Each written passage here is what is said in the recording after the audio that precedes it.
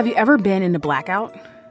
Maybe you were at home playing music on the speaker, possibly doing some vacuuming while a load of laundry hums along in the background. Or maybe you were in the subway, commuting to work with thousands of other people when suddenly everything goes dark. Your music stops, or your vacuum stops, or your train car stops.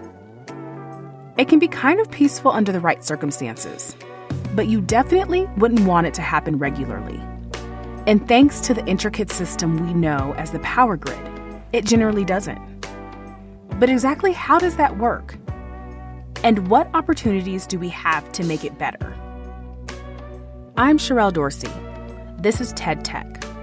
And today, we'll be getting some answers to those questions from TED Ed speaker Henry Richardson.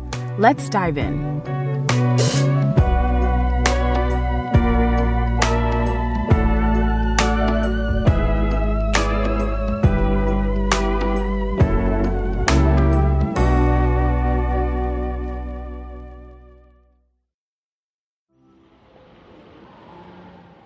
On February 7, 1967, Homer Lautzenhäuser flipped a switch in Nebraska and realized a dream more than 5 decades in the making. The power grids of the United States joined together, forming one interconnected machine stretching coast to coast. Today, the U.S. power grid is the world's largest machine. It contains more than 7,300 electricity-generating plants, linked by some 11 million kilometers of power lines, transformers, and substations. Power grids span Earth's continents, transmitting electricity around the clock. They're massive feats of engineering, but their functioning depends on a delicate balance. Their components must always work in unison, maintain a constant frequency throughout the grid, and match energy supply with demand.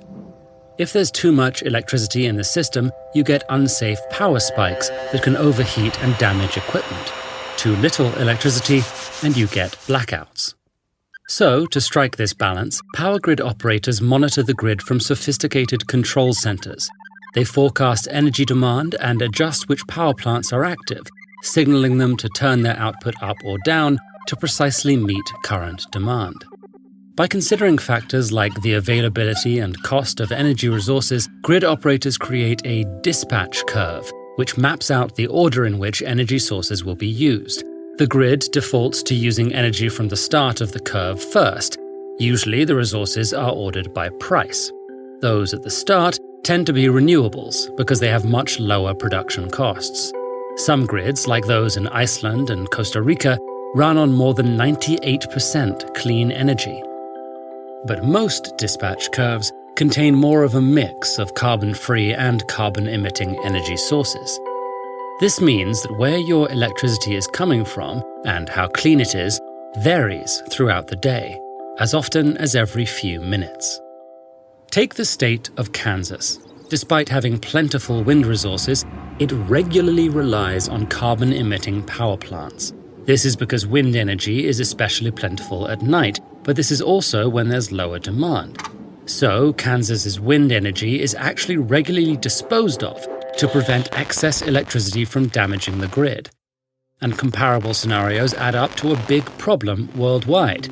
Thankfully, dependence on renewables is rising, but power grids are often unable to make full use of them.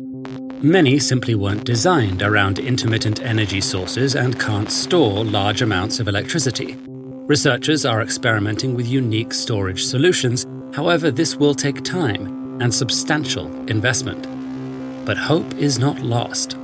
We have the opportunity to work with our existing power grids in a new way, by shifting some of our energy use to the times when there's clean electricity to spare.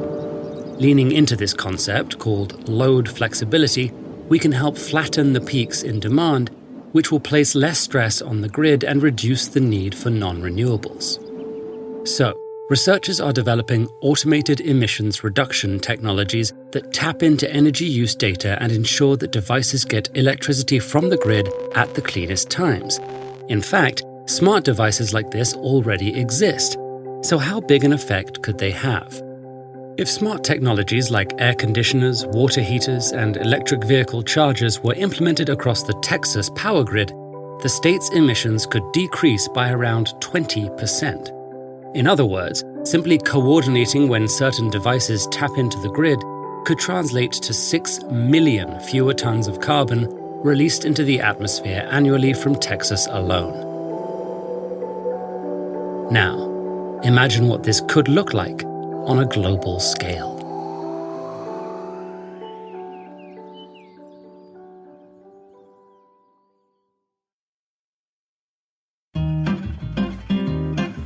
TED Tech is part of the TED Audio Collective. This episode was produced by Isabel Carter, who also wrote it with me, Sherelle Dorsey. Our editor is Jimmy Gutierrez, and the show is fact-checked by Christiana Aparta. Special thanks to Farah DeGrunge for her support as a project manager. I'm Sherelle Dorsey. Let's keep digging into the future. Join me next week for more.